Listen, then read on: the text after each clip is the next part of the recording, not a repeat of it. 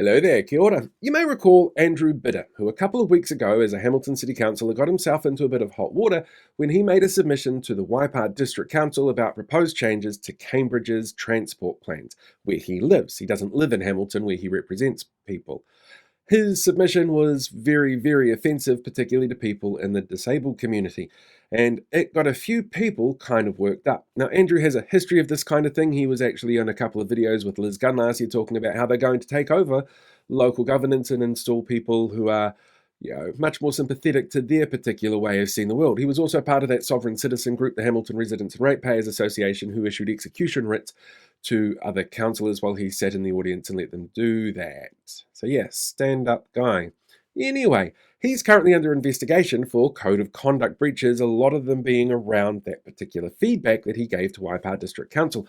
And Hamilton City Council's brought in an independent investigator to look into those.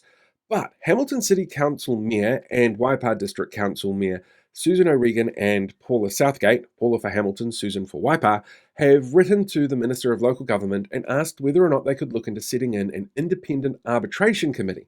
And this is a really good idea, because it means that you've got a consistent process in place for every council when there is a possible breach of their code of conduct.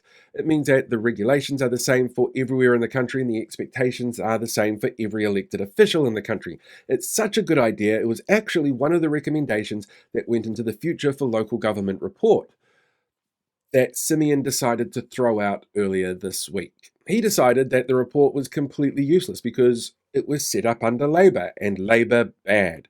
The report itself was actually set up because the Local Government Act is coming up 25 years old. It's no longer really fit for purpose. And some of the recommendations that they made included dropping the voting age on local councils to 16, ensuring that you've got an outside arbitration committee to deal with code of conduct complaints, restructuring councils so that they worked on a larger, more regional level that had better integration of things like Te Ao Māori and worked better with both iwi and kaupapa-based groups within various regions. It looked at different ways that they could include income and increase income and have consistent funding and help from local government and central government. It was huge. And they turned around at the government and said, nah, Labour bad. This was set up because of Three Waters, and we've fixed Three Waters by setting up Auckland Water Company Watercare to get sold off if it doesn't do its job. Yeah. So, Simeon's going to throw that out completely, the baby with the bathwater, really, because there's a whole bunch of really good stuff in there.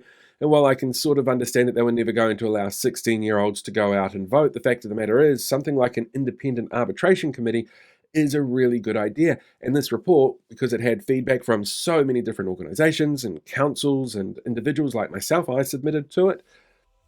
Apparently all that's for nothing. Wanting a better, more fit-for-purpose local government is not something that this government is really concerned about because, well, they might do something independent, like make decisions around Māori wards that this government is not a fan of having happen. Yeah. So unfortunately for Paula and Susan, chances are they're not going to get their outside arbitration committee, and Andrew Bidder is going to get a slap on the wrist with a wet bus ticket because that's pretty much how the system is set up at the moment, and it's not likely to change under this government. And we've still got another 18 months until we have a local body election to get rid of him.